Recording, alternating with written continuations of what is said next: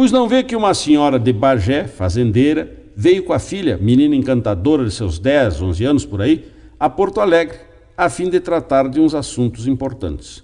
Como tinha pressa, tomaram um avião. No aeroporto Salgado Filho entrou num táxi desses cor de abóbora e mandou tocar para o centro, pela Farrapos. Mas o motorista era desses índios chatos, de tão teimosos, que implicam com tudo e por nada. Dobrou logo à direita e entrou pelo 4º distrito para ser na Voluntários. A senhora não gostou, mas como era mulher fina, apenas observou. Eu pedi pela Farrapos. Pediu, mas por aqui é mais rápido, disse o motorista bem sério. E assim o diabo do homem foi contrariando a senhora em tudo. Ela pediu para parar, comprar um jornal. E ele disse que no centro tinha jornal a Bosch. Quis comprar fruta e ele também não parou, dizendo que aquelas estavam podres e que no mercado tinha mais e melhor. E avisou também que não tinha troco e que não aceitava moedas, e assim por diante. O tipo do murrinha mesmo. Mas o melhor foi quando, na Voluntários da Pátria, começaram a aparecer nas calçadas essas moças que se esteiam para fora, tudo rebolhando a bolsinha. A menina se interessou. Mãe, quem são essas moças? Pelo espelho retrovisor, a senhora bagiense já viu a cabeça do motorista se altear interessadamente e encabulou. Vai então respondeu, são moças que vão fazer compras. Não minta para a criança, se meteu o chato. E para a menina, minha filha, essas moças são prostitutas, estão aí catando freguês. Novamente para a mãe, sempre pelo espelho. Não vê que a criança cresce e descobre que a própria mãe lhe andou mentindo?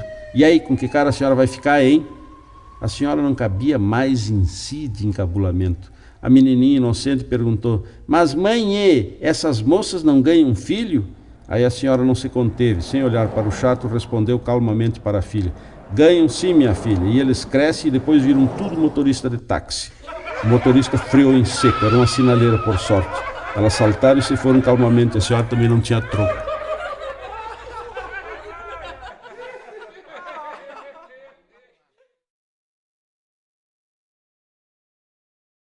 O índio velho Paixão Cortes anda sempre furungando atrás dessas questões de danças e cantos dos antigamentos. Se sabe de algo por ouvir dizer, se larga para Bossoroca, onde o cabrito não berra e o tatu não sai da toca, ou para cima da serra, não importa onde, de calça cola fina, de bombacha ou de smoking. O Paixão Cortes de smoking é a mesma coisa que estrogonofe de charque. O bicho velho está sempre com a atenção nessas coisas.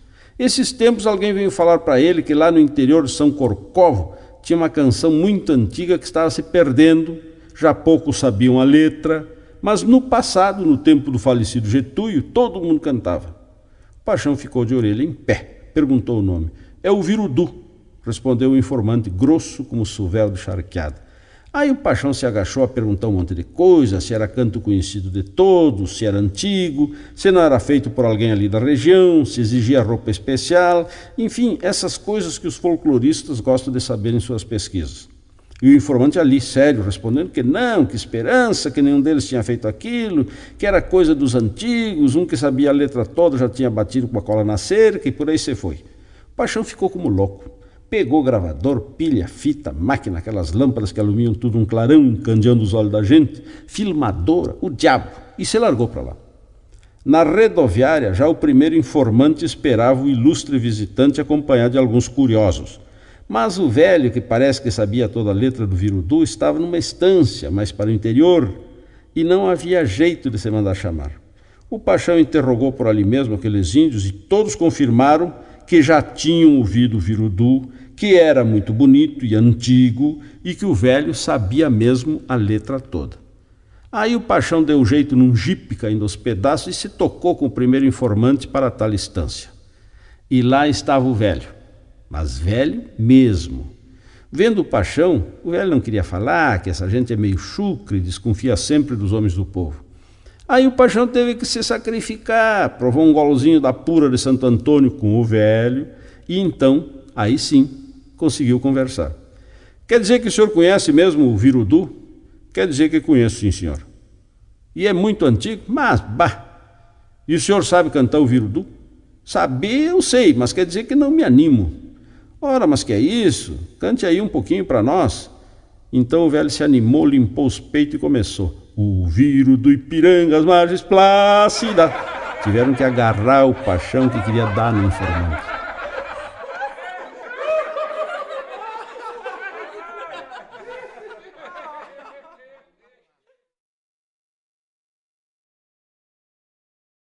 Existem muitas histórias sobre o grande vulto que foi José Antônio Flores da Cunha. Ele mesmo dizia que em política o importante não é o fato, mas a versão. Mal comparando, pode-se dizer que o fato é a história e a versão é o folclore. No nosso caso, interessa a versão folclórica. Se essa versão não coincide com a história, pior para a história. Pois diz que certa feita o general Flores da Cunha, presidente do estado, na época em que os estados tinham presidentes, precisava de um índio de confiança para um trabalhinho perigoso. Capangas existiam aos montes, mas não era de um capanga que ele estava precisando. Tinha que ser um homem de coragem, claro, mas que se tocasse de matar, matasse pela frente, olhando o condenado no branco do olho. E foi aí que um coronelão das missões um dia se apresentou em palácio trazendo, dizia ele, o homem indicado. O cujo estava junto, um índio alto, magrote, mas forte como sapato de padre, de melena grande e bigode caído, e sério como um tamanco. No mais, tinha uma cicatriz que unia o canto da boca com o olho, o que lhe dava uma aparência ainda mais sinistra. O Flores mandou passar o coronel e o seu confiança. É esse o homem? Perguntou. É esse mesmo, confirmou o coronel. Com esse, o senhor vai ficar bem servido. Mas aí o velho Flores olhou e viu aquela baita cicatriz, um biarraço atravessando a cara do índio e deu um pulo. Esse não me serve. Eu quero o que fez essa cicatriz na cara dele. Aí foi a vez do índio falar, ele que até então estava mudo. Esse vai ser difícil, doutor. Esse só se o senhor mandar desenterrar.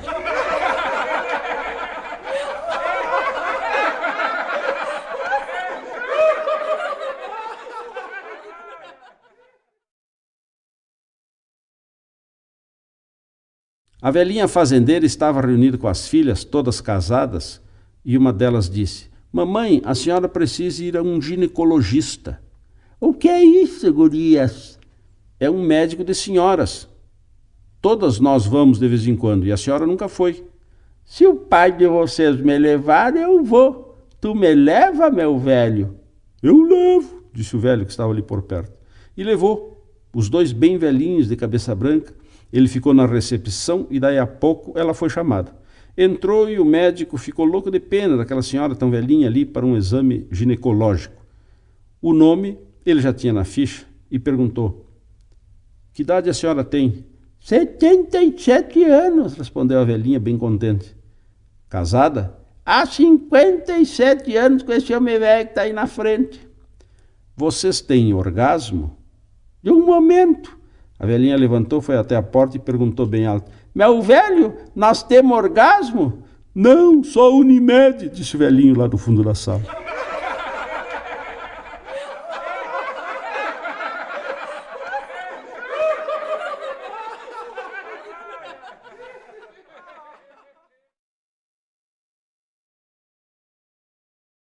Esses índios pagos pelo governo que andam especulando a vida da gente, quanto são, quanto não são, se estudam, se trabalham, que idade tem, coisa assim, são os recenseadores.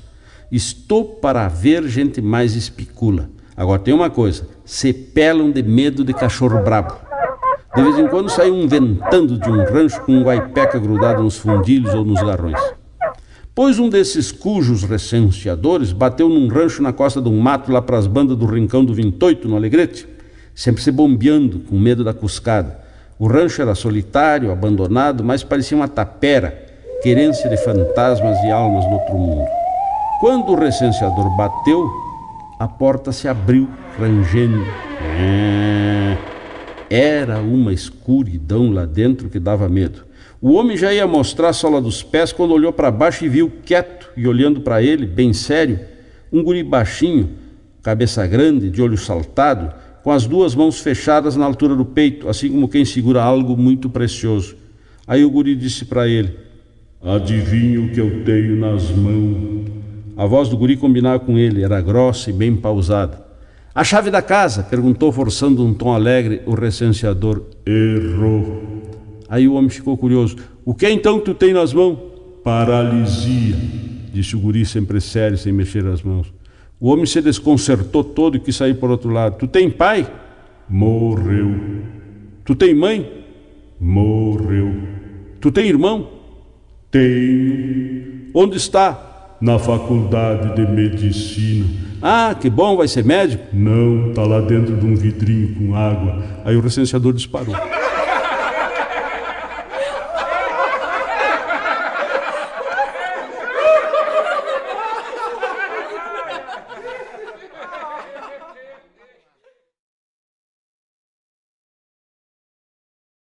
O coronel Bicaco ganhara o seu título em revoluções e era estanceiro, ervateiro e bolicheiro forte no local onde hoje está a bela e hospitaleira cidade que tem o seu nome. Ele também foi o avô paterno do ex-governador do estado e meu querido amigo Amaral de Souza. Fisicamente ele se parecia com Getúlio Vargas, pequeno, forte e entroncado, grosso como tarugo de pipa, cheio de manias e meio agarrado com os pilas.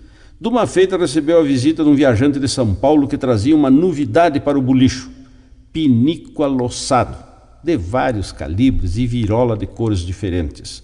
E sem tampa, ao contrário daqueles antigos pinicos de louça que vinham nos enxovais fazendo jogo com a jarra, a bacia, a saboneteira, a escarradeira. O coronel gostou e quis comprar, mas o homem disse que só vendia por grosa. Aí o índio velho pensou que grosa era como os birivas chamavam, as dúzias, e encomendou 12 grosas, e de cada tipo. Surpreendido, mas satisfeito, o viajante assinou o pedido. Daí uma semana começou a chegar pinico no bolicho que não acabava mais. Os trens despejavam em Ijuí vagões e vagões de pinico, e as comitivas de carreteiros não tinham descanso. Apavorado, o coronel Bicaco quis parar com tudo aquilo.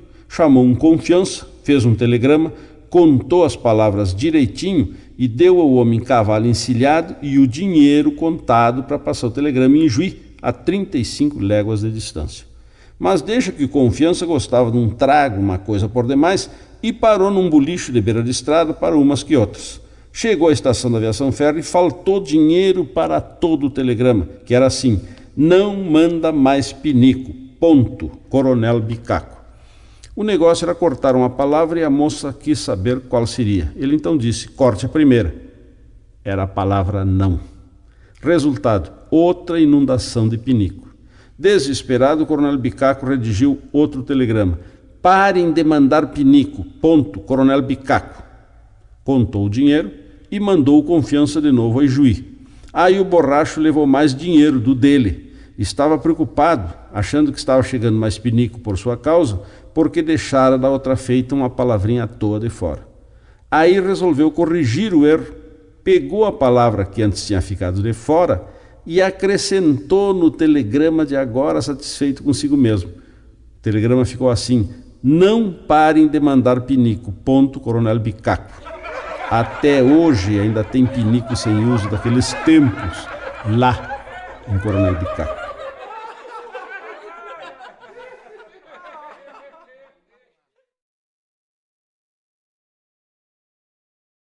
Diz que certa feita um índiozinho chegou para o cacique da tribo, que era pai dele, e perguntou: pai, por que os brancos têm uns nomes tão lindos, simples, e nós, os índios, temos uns nomes tudo esculhambado?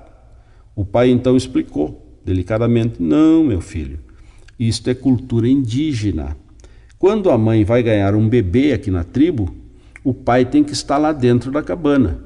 Quando nasce o índiozinho, o pai sai para o pátio e a primeira coisa que ele vê será o nome do viventezinho. Mas a maninha se chama Nuvem Rosada. Justamente, quando a maninha nasceu, o pai, ao sair da cabana, viu uma linda madrugada de primavera toda colorida. Vai daí o nome, Nuvem Rosada. O nome é sempre a primeira coisa que o pai vê quando a criança nasce. Mas o maninho se chama Cervo Veloz. A mesma coisa, meu filho. Quando o maninho nasceu, o pai saiu da cabana e a primeira coisa que viu foi um cervo que passou correndo na beira do mato. Daí o nome, Cervo Veloz. E depois de uma pausa, vendo que o filho continuava matutando, ainda perguntou: entendeu, cachorro emendado?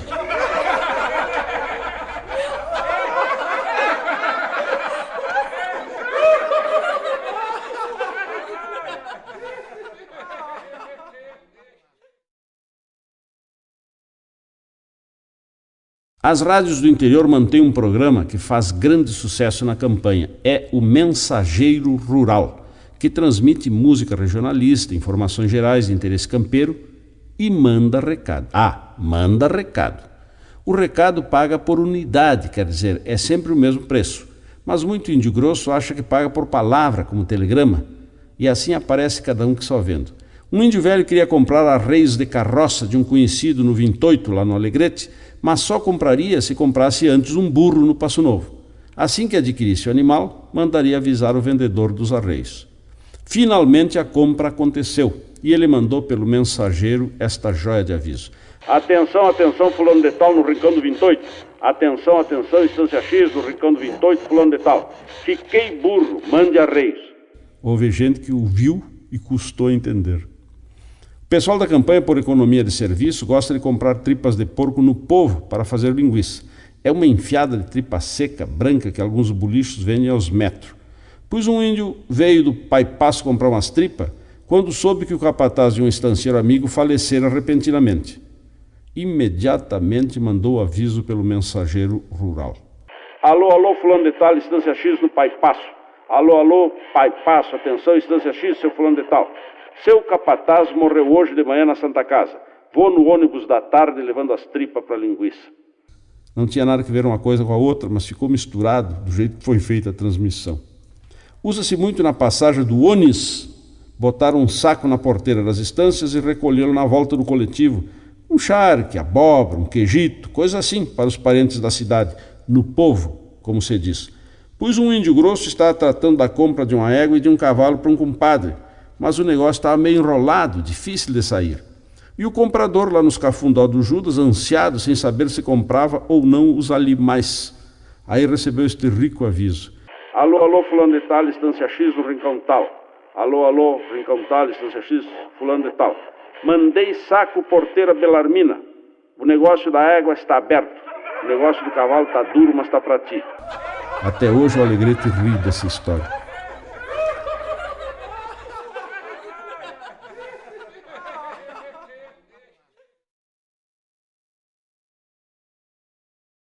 O Bagre do Alegrete, meu querido irmão e amigo, em mais de uma oportunidade tem sido personagem de causo meu. Todos verdadeiros, verídico que aconteceu, como se diz na nossa terra. Pois não vê que o Bagre e o Carlinhos Amaro resolveram ir a uma das Califórnias da canção em Uruguaiana, não sei se é de número 6 ou 7. O pobre do Carlinhos hoje é falecido, mas era um índio forte como sapato de padre que dava um dedo por uma boa peleia. Foi preso várias vezes no Alegrete e tinha um orgulho. Nunca entrou caminhando numa cadeia. Só entrava de arrasto, isto é, depois de brigar muito e de ser, afinal, vencido pelo número. Sabia brigar como ninguém e era ligeiro como um gato. E dar um soco nele e dar numa parede era a mesma coisa. Pois não vê que na tal Califórnia os dois começaram a cantar, o Bagre acompanhado ao violão. E juntou gente, claro. Aí chegou o talo Pereira, com que a coisa que já vinha buena ficou melhor ainda. Haviam as moças lindas por ali e, naturalmente, alguns bobalhões que não gostaram do sucesso que os Três Tauras estavam fazendo com as meninas. Numa dessas, depois que o Bagre Velho cantou lindo demais, uma das moças se entusiasmou. Tirou do cabelo uma bela rosa colorada e deu ao Bagre com um sorriso. Minto, não deu. Porque no que ela alcançou a flor, um dos bobalhões manoteou na mão da moça e saiu com a rosa na mão. O Bagre não gostou, mas como estava num desses dias bons, onde tudo corre lindo, reclamou delicadamente. Companheiro, a rosa é minha. A moça quis dar para mim. É, mas agora é minha, disse o chato. Por quê? Vais querer briga? Aí o Bagre pensou e resolveu dar uma lição no infeliz. Não, eu não brigo. Eu toco violão. Para brigas eu tenho o meu assessor pugilístico. E quem é? Indagou o fanfarrão de queixo erguido, desafiador. Toda a roda estava prestando atenção, espantada com o rumo que as coisas tinham tomado. Então o Carlinhos Amaro, que estava saindo da bainha, seco por uma pobre peleia, tirou do ombro um palinha colorado com faixas pretas, que depois até ele me deu, e disse simplesmente, sou eu. Então o chato cometeu um erro bárbaro.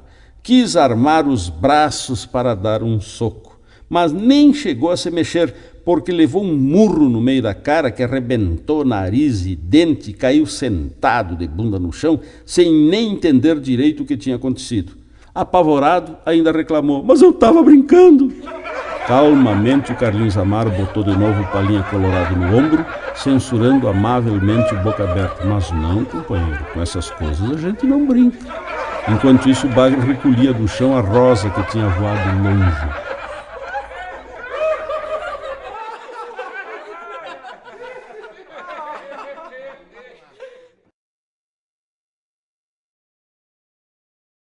Isto foi em outros tempos, agora não. Agora o Alegrete está cheio de professora com mestrado. Que palavrinha feia. Mas naqueles tempos, um oficial foi transferido para o Alegrete e botou os filhos num colégio, ainda no tempo da palmatória e do reguaço. Eu mesmo, que não sou tão velho assim, levei muito beliscão torcido, régua pela cabeça, puxão de cabelo dado pela professora, e quando chegava em casa, ainda o velho Euclides, meu pai, que tinha dito para a professora nos puxar o matambre, ainda nos passava o laço outra vez. Tempos bravos. Mas que a gente aprendia? Ah, aprendia. Abaixo de palmas aprendia. Pois o tal oficial, quando foi receber o boletim dos filhos, estranhou aquelas letras. LB, LE, B, M, UB. No meio do ano o índio velho ainda aguentou no osso do peito. Mas no fim do ano quis saber se afinal de contas os filhos tinham passado ou rodado e em que matérias tinham se saído bem. E aí ficou sabendo. LB, louco de bueno. LE, louco de especial. B, buenaço. M, macanudo, que era a melhor nota, equivalente a 10. UB, uma bosta, esse rodava.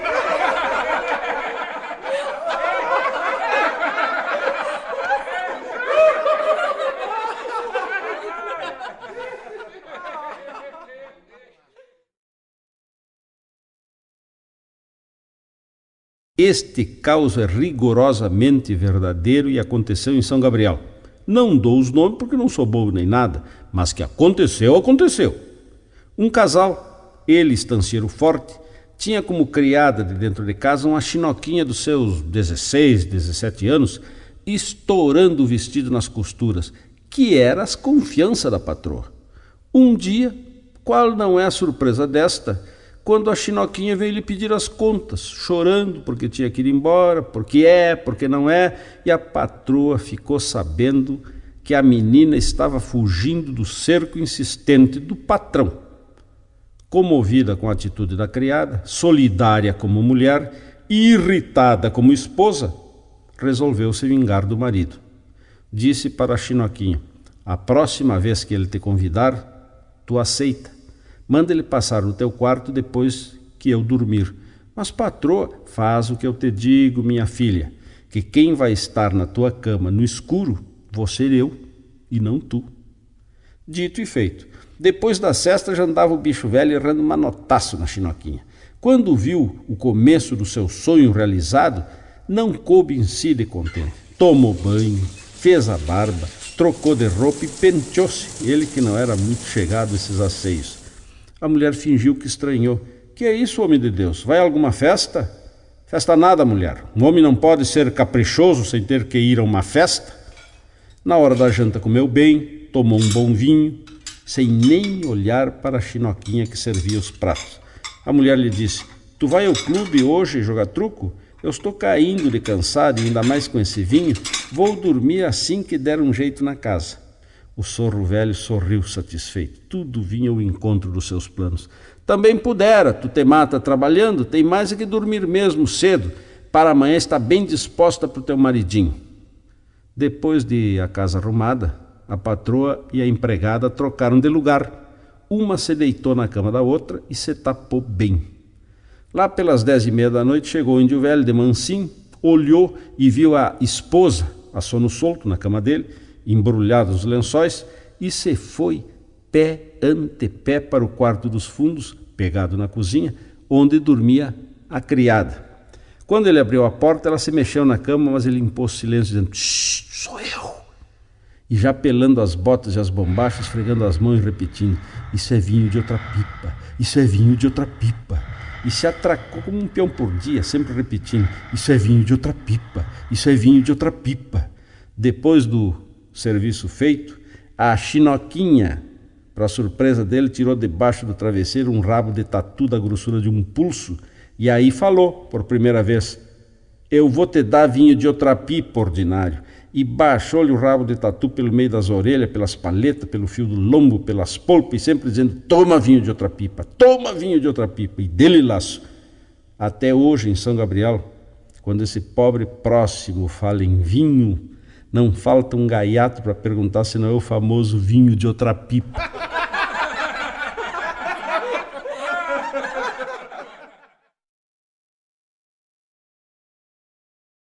Este caos é verídico e acontecido, quero cair morto no meio de 4 velhas, aquelas coisas todas, por esta luz que me alumei, etc. e tal. Os Chagas são uma família bastante conhecida de Rosário do Sul a São Gabriel, passando por Santa Maria. A Parada Chagas, por exemplo, tem esse nome em homenagem a eles. Pois um Chagas estancieiro, isto vai o quê? Uns 30 anos atrás, tinha um peão, tinha não, tem um peão que é um desastre. Gago uma coisa por demais, é kikiki, kkk para isto, kikiki, kkk para aquilo, e assim ele vai empacado como burro de biriva. E quando fica nervoso ou brabo, aí não adianta tossicar, ele não fala mesmo, fica mudo, só abre a boca e fecha como peixe fora d'água. Só não é como aquele porco que o Vasco Surdo estava roubando e que gritava de rasgar a goela. Como o Vasco Velho não via nem tiro de canhão, ainda comentou ao ver a boca do porco se abrindo sem sair som. Assim me gusta el tirano que abre a boca e não grita. E foi preso 2 quadras adiante, a polícia em peso acorreu aos berros do chancho. Pois os Chagas tinham ido num fim de tarde de verão, todos eles, tomar banho numa baixada junto ao rio que corre nos fundos da estância, no meio de um mato alto. Estavam lá se divertindo, brincando e rindo, quando vem chegar a meia rédea de empelo o diabo do Gago, com os olhos arregalados, apavorados, se virando para trás e apontando. E assim como esbarrou na beira d'água onde estavam os índios, bolhou a perna e sempre de olhos esbugalhados, se virava para trás, apontava com insistência, chamava a todos para saírem d'água e não conseguia falar. Todos compreenderam que era caso sério, que tinha acontecido alguma coisa grave. O que foi, pelo amor de Deus? Fala, desgraçado! E nada, o Gago só repetia aquela mímica desesperada. Aí alguém se lembrou que cantando o Gago não gaguejava. Então canta, infeliz, diz o que tu tem a dizer cantando. Aí o Gago cantou. E ainda saracoteava e batia com uma mão na outra. A casa tá pegando fogo e a patroa tá lá dentro. A casa tá pegando fogo e a patroa tá lá dentro. E cantava e dançava sem parar.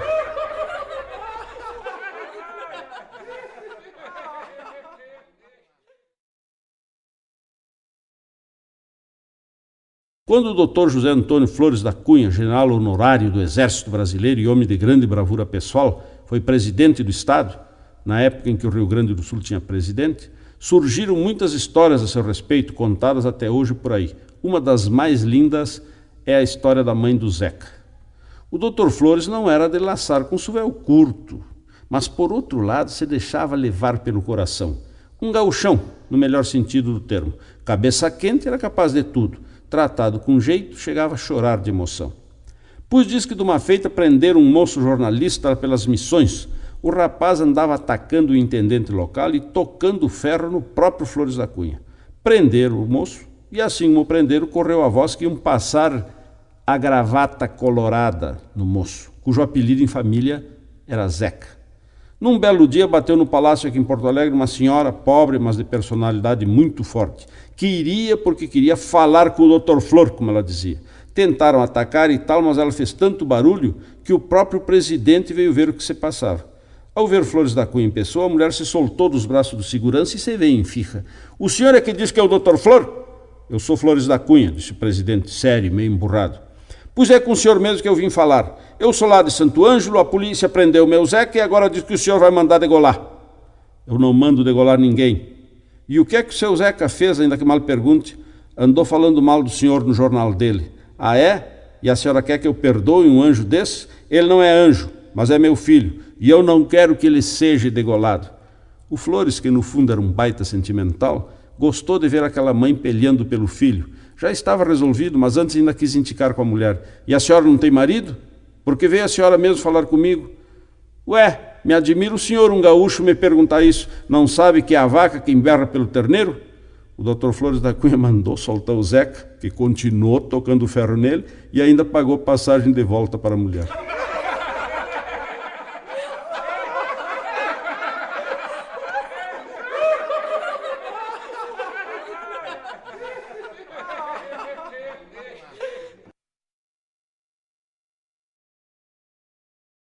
Diz que um dos Vitorino, tio do famoso Nico Vitorino, que foi dos homens mais valentes que andaram pelo Alegrete, esteve na Guerra do Paraguai, peleando como um taura. E ele sempre contava um fenômeno raro, mas possível de acontecer. Tão possível que aconteceu. De uma feita, o Vitorino se cortara do esquadrão quando, de a pé e com a espada na mão no meio de um campestre, foi surpreendido por um cavalariano paraguaio armado de lança.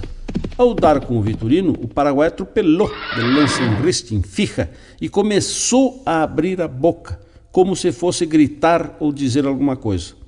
O Vitorino, que não era manco nem nada, quando o inimigo chegou em cima dele, quadrou o corpo e mandou-lhe a espada de revesgueio. O golpe bem dado atorou o pescoço do paraguaio e a cabeça dele saiu voando.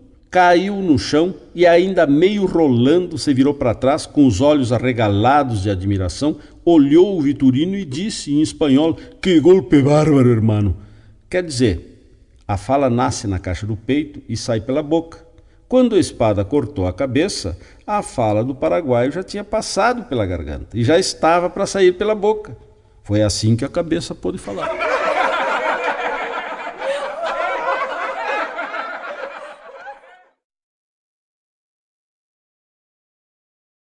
Este caso é absolutamente autêntico e me foi contado pelo grande e saudoso Leopoldo Rachier, o orgulho de Pelotas, e ele dava nome, lugar e tudo. Diz que em São Cepé, ali para as bandas do Formigueiro, um estancieiro, ao morrer, deixou para 2 filhos e uma filha uma estância povoada com 62 quadras de sesmaria, ou seja, uma senhora estância. Mas os filhos, que nunca tinham se preocupado com trabalhar, viviam apenas para comer e dormir. Aliás, mais para comer do que para dormir. Não sabiam fazer nada de lida campeira. E assim, sem vender uma cabeça de gado, foram simplesmente carneando os bois e vacas e comendo. E engordando. E engordando. Quando o rodeio grande já andava pelas caronas, os 2 rapazes morreram, gordos como macho de cozinheira. E como eram solteiros e sem filhos, não tinham tempo para outra coisa que não fosse boia, a irmã herdou a estância inteira e o resto do gado. Quando o gado terminou, em poucos dias, por sinal, ela vendeu 5 quadras e repovoou o campo. Não vendeu nem uma cabeça, simplesmente foi comendo tudo outra vez. Quando comeu a última res, vendeu mais 5 quadras e lotou o campo, só 52 quadras agora. E seguiu comendo. Rapou o campo, vendeu mais, repovoou e comeu de novo, e assim por diante. O que engordou essa moça, pode-se imaginar. Quando estava pesando uns 130 quilos, só tinha a sede da estância e umas 3 quadras de sesmaria. O resto, ela tinha comido tudo. Mas aí teve uns troços, um desmaio e caiu dura no chão. Peão não tinha mais, apenas um capataz que com a mulher cuidava da estância, isto é, cuidava. Cozinhava os 2 para a gorda. O capataz colocou-a numa caminhonete picape e trouxe a patroa para Porto Alegre, onde chegou com as molas do veículo em petição de miséria. No Hospital Moinhos de Vento, os médicos impuseram à gorda uma dieta severa, com internamento de 60 dias abaixo de chá e torrada. A gorda quase enlouqueceu de fome, mas aguentou no osso do peito, porque não tinha remédio, que diabo.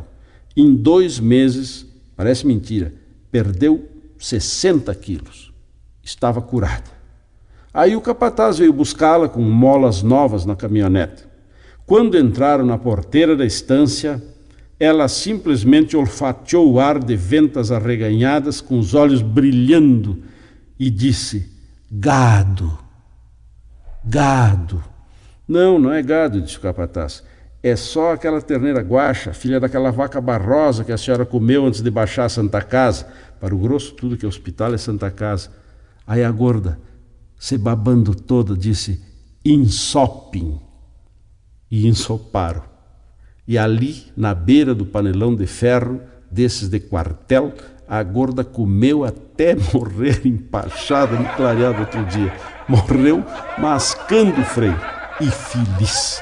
Tinha comido uma estância quase inteira em menos de 2 anos.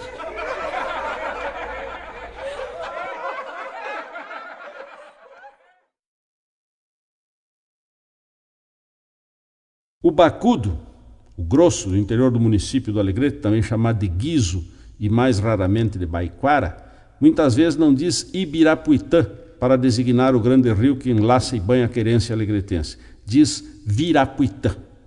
Coisas da herança portuguesa, troca do V pelo B e vice-versa ao contrário, também diz vergamota, estrivo, guavirova, bassoura, barrê, bolante, coisitas assim. Pois não vê que um bacudo desse chegou com uma carroça dessas com guarda de tábua, diante da delegacia de polícia do Alegrete, onde estava o comissário Carbone, surdo de uma orelha e que da outra não via nada. O bacudo trazia um vulto estendido e tapado com uma bolsa de lã dessas compridas, usada em comparsa de esquila. O Carbone velho chulhou a carroça, o vulto, e já saiu aos berros com o bacudo, porque surdo só fala gritando. O que foi? O bacudo deu um salto para trás com aquele estouro nos ouvidos e disse: um corpo estava boiando de barriga para cima lá no Passo dos Britos. Tá morto! Tornou a berrar o Carbone. Mais que morto, morto e pelado. Acho que comeu melancia e foi nadar, deu-lhe uma congestão e adiós, tia Chica. De que sexo é? Quis saber o Carbone. O quê? Estranhou o bacudo. É homem ou é mulher? De tanto que a autoridade gritava, já estava juntando gente. E o índio grosso cada vez mais constrangido. Deus o livre que fossem pensar que ele estava sendo preso. Não deu para ver, disse timidamente. Como não deu para ver? Não estava pelado? Entre homem e mulher há uma diferença. Aí o bacudo não se sofreu. Havia. Os peixes do Virapuitã comeram a diferença.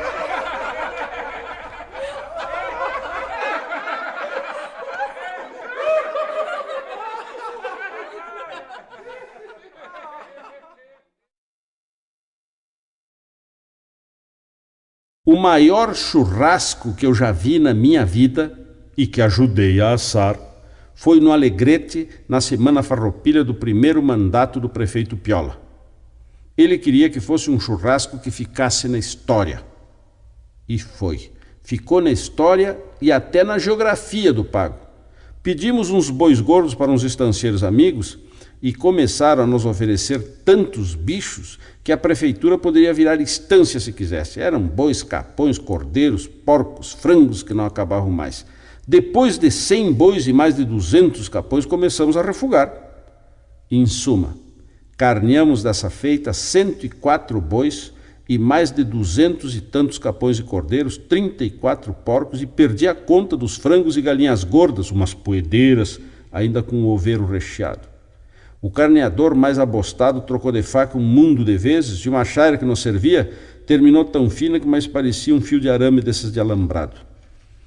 Para assar toda essa carne, trouxemos as retroescravadeiras da prefeitura e abrimos um valo de uns 2 quilômetros de comprimento com 2 metros de largura e 1 de fundura, ali na sede campeira do CTG Farroupilha, perto do rio Ibirapuitã. Derrubamos um capão de mato inteiro para fazer lenha, hoje se ergue no local um conjunto habitacional, e para salgar a carne, contratamos 3 aviões desses que atiram insumo nas lavouras de arroz do município. Lotamos os tanques dos aviões com salmoura da Buena, e eu, aqui debaixo, com um rádio de vai e volta, controlava os pilotos. Atenção, mais salmoura no setor A da churrasqueira. E lá vinha um avião roncando, dando um rezante, e era aquela nuvem de salmoura que tapava tudo. O prefeito Piola tinha convidado todo o município, e veio gente de outros pagos, parentes, essas coisas, e a carne era de graça. Só se pagava o trago, porque não conseguimos de graça aquele mundaréu de cerveja e de refrigerantes, mas a canha, a la farta, também ninguém pagava. Bueno, todo mundo comeu carne como se o Alegrete velho fosse acabar. E ainda levaram uns pedaços de churrasco para casa, que um prato especial que se faz é arroz de carreteiro com churrasco que sobra. Mas ficou muita salmoura naquele imenso valão, e com a enchente de São Miguel, em fim de setembro, encheu tudo, derrubou barranca, emendou com o rio, e o valão virou um arroio de miflor, até com nome, Arroio Churrasqueira, afluente da margem esquerda do Ibirapuitã. Só com um detalhe, é salgado, igualzinho ao mar. Aí começou a aparecer por lá papaterra, marisco, peixe-rei, E não faltou um gaiato que se lembrou de trazer um casal de boto. Fala-se até em tubarão, mas isso eu não vi até hoje. E agora em Diário está tarrafiando tainha no arroz churrasqueira, com os botos repontando os peixes diretamente para as tarrafas. Que coisa, senhor! Até parece mentira!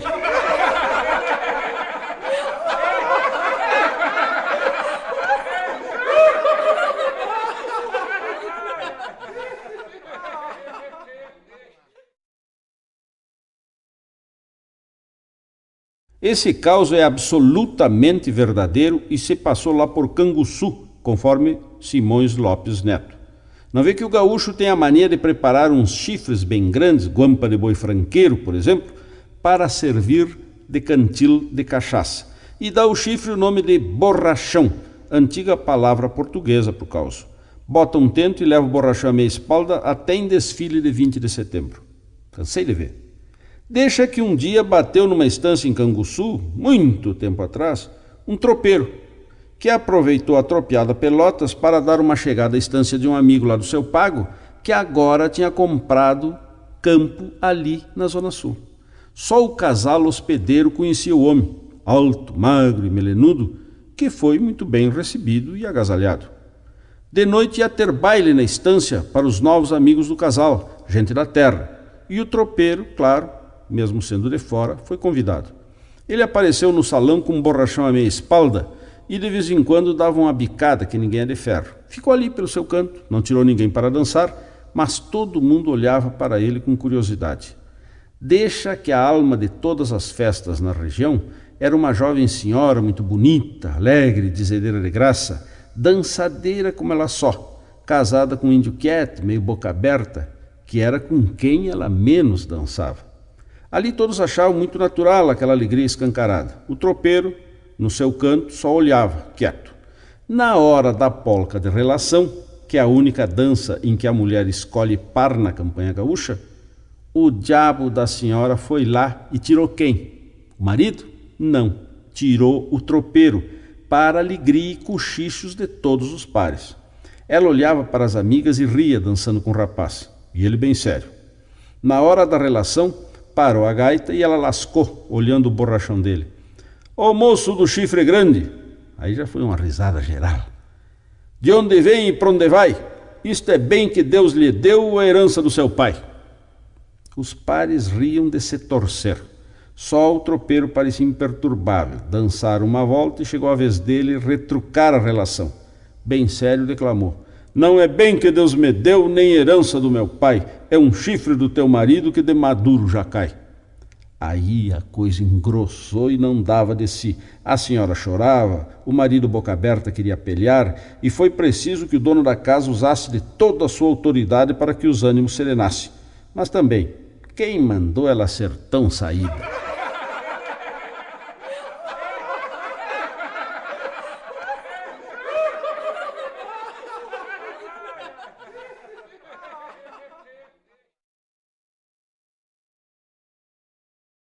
Na campanha todo mundo conhece esses programas de rádio onde se trocam mensagens da cidade para o campo. Ora, no Alegrete eu conheço 2 irmãos, os Macedo, que moram com a mãe, velha e viúva, e que tem uma estanciola no Pai Passo e uma casa na cidade. A velha passa uns tempos com um ou com outro, na cidade ou na campanha. Um dia, a velha estava para fora com um deles e o irmão que tinha ficado no povo mandou este rico aviso pelo mensageiro rural. Alô, alô, fulano no Pai Passo, fazenda tal e tal. Alô, alô, fazenda tal e tal, no Pai Passo, senhor fulano e tal. Se tu vieres no caminhãozinho, traz a velha, mas não bota atrás, senão ela vomita. Ainda lá no meu pago, 2 amigos queriam montar um aras para a criação de cavalos crioulos. Iam fazer uma sociedade perfeita. Um deles entrava com um cavalo reprodutor, que o gaúcho chama de colhudo, ou pastor, e o outro botaria na sociedade a melhor égua crioula de que se tinha notícia. Só que ninguém sabia onde andava a tal égua premiada, lá para os lados da serra, muito longe. Então o que ia sair de atrás da égua disse para o outro: se eu conseguir comprar a égua, eu te passo um aviso e tu compra o colhudo, tá? Tá. E se foi. Viajou dias e dias, serra abaixo e serra acima, disseram que o animal se encontrava em soledade, mas não era encantado. Lá com os gringos ele fechou o negócio. Então mandou para o sócio esta joia de aviso: fique Troquei égua, estou encantado. Fica colhudo e vamos tratar de tirar cria.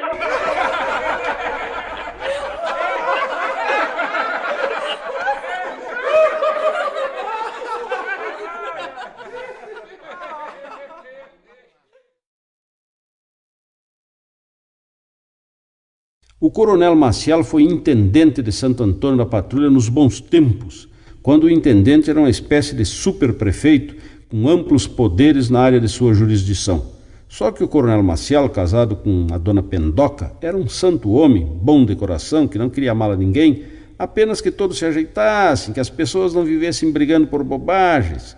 Seu prazer, calmo e pachorrento, era ficar no gabinete da intendência de manhã com a dona Pendoca enchendo mate para ele. Assim era o coronel Maciel, digno e bom intendente de Santo Antônio da Patrulha. Numa daquelas manhãs pintadas à mão, céu lavado, tudo em calma, o coronel mateava em seu gabinete com a dona Pendoca, tudo em calma. Tudo em calma não. Entrou pela porta se maniando nas cortinas e no tapete de veludo um índio grosso e brabo. Coronel, o metido do Gomes lavrou e plantou naquela área que o senhor conhece entre o meu campo e o dele. Eu sei que ninguém tem documento daquela terra, mas todo mundo sabe, e o senhor também, que eu planto nela e a minha cana faz tempo que está ali. Isso não pode ficar assim. O coronel tirou o beiço da bomba do mate e olhou calmamente para o homem que estava furibundo. O senhor sabe que o senhor tem razão? O homem se deu por satisfeito e se foi à lacria. Não tinha nem terminado o tomate quando a porta se abriu e entrou quem? O próprio Gomes. Coronel, está acontecendo uma barbaridade. O Conrado sempre plantou cana numa área vizinha que não é dele, e agora que eu plantei lá primeiro, ele está virado numa fera e eu tenho direito também de plantar lá, que diabo. O coronel Maciel tirou o beiço da bomba do mate, olhou para ele pensativamente e disse: o senhor sabe que o senhor tem razão? O homem saiu bem satisfeito e o coronel Maciel voltou para o seu mate. Aí a dona Pendoca não se sofreu. Mas tu é um homem velho bem desmoralizado. Para um, tu disseste que ele tem razão. Para outro, também. Tu não pode fazer isso, Maciel. Aí o coronel Maciel tirou o beiço da bomba do mate, olhou pensativamente para a dona Pendoca e disse: tu sabe que tu também tem razão?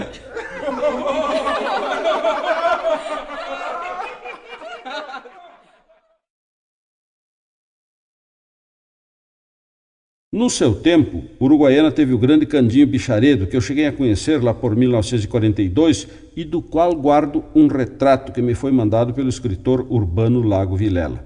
Diz que o Alegrete Quaraim também tinha o seu mentiroso oficial, não sei o certo, mas se conta dos três este rico caos.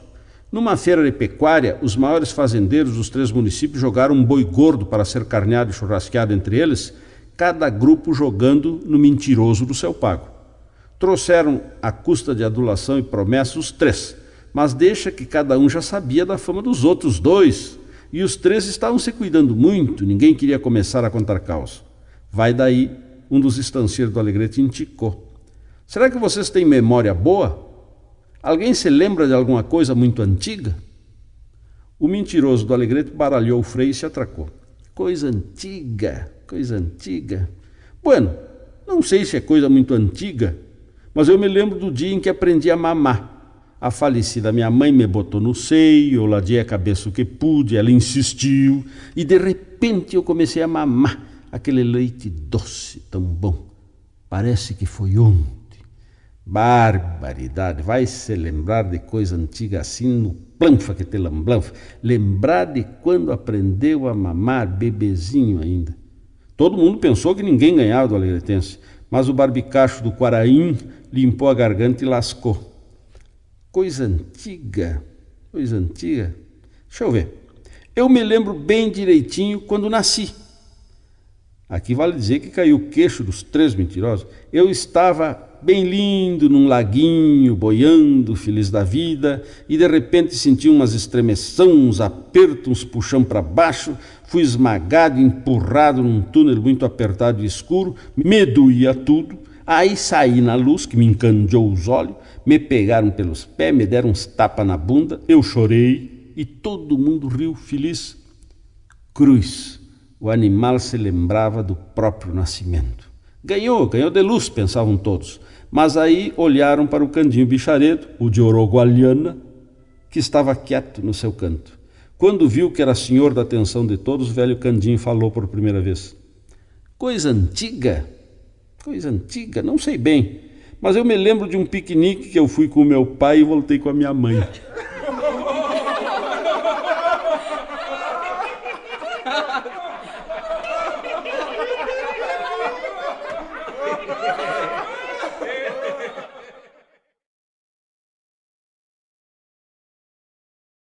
Um índio grosso veio ao povo, caminhou a pé o que deu, campeando o endereço, atacou gente, brigadiano para pedir informação, até que chegou a uma casa grande, bonita, antiga, e se agachou a bater palma no portão, sem atinar com a campainha.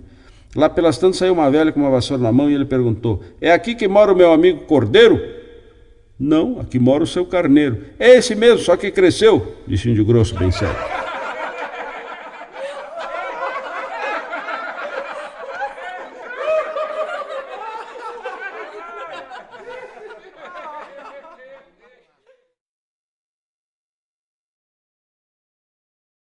Gente de campanha não tem muito respeito pela gente do povo, a quem chama de povoeiro e cola fina. Quando o cola fina é perguntão, então aí não há quem aguente. Numa fazenda, certa feita, um cola fina chato viu um gado e perguntou para o fazendeiro. O que comem esses bois? A metade come pasto, disse o fazendeiro, um homem velho, muito calmo. E a outra metade? Também. O cola fina não se deu por achado e insistiu. Quanto pesa um boi desses? A metade tem a média de uns 450 quilos. E a outra metade? Também, respondeu o fazendeiro sempre calmo. Novamente o chato da cidade não entendeu a arte do estancieiro. De que raça são esses boi? A metade é pampa. E a outra metade? Também. Aí o poveiro compreendeu que era vítima de uma brincadeira e se irritou. O senhor está me gozando. Tudo que eu pergunto, o senhor diz a metade e a outra metade é sempre igual. O senhor está me fazendo de bobo? Não leve a mal. É o seguinte, uma metade desse gado me pertence.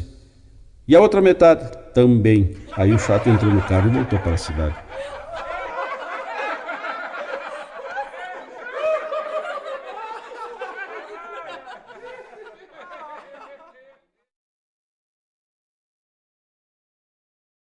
Eu sou dos velhos tempos dos velórios em casa. Morria um cristão, alguém saía para comprar um caixão e roupas e umas fitas, tudo preto. Botava-se no morto uma mortalha, um manto grande, roxo, que não tinha botão nem bolso e que era costurado no próprio defunto. Botava-se uma fita preta na porta da casa, os que passavam na rua sabiam que naquela casa havia um velório e faziam respeito, sem rir e até sem falar. O caixão no outro dia saía sempre com os pés para a frente, e na rua os homens tiravam o chapéu quando passava o cortejo fúnebre. E assim, a pulso, ia até o cemitério. Agora não. A Santa Casa de Uruguaiana, por exemplo, tem muitas capelas, uma para cada velório. E ali as famílias passam a noite, muitas vezes. Serve-se cafezinho, mate amargo, e às vezes aparece alguma canha meio escondida. Mas deixa que tenha aqueles sem famílias que morrem sem ninguém por si. Então, um padre da paróquia uruguaianense todas as noites percorre essas capelas para levar algum conforto espiritual aos parentes e rezar pelos que não têm ninguém. Diz que foi numa dessas rondas dentro da noite que o bom padre chegou a uma capela onde se velavam 3 caixões. O padre, surpreso, viu que apenas um homem fazia o velório, curvado perto dos 3 corpos. Chegando mais perto e no mais claro, o padre ficou ainda mais surpreso. A cara do homem dava medo, toda retalhada, cortada e amassada, com a boca quase toda costurada, só deixando um cantinho livre para falar. O sacerdote botou a mão no ombro do homem, já louco de pena. O homem estava todo pilchado e perguntou, apontando um dos caixões, quem é?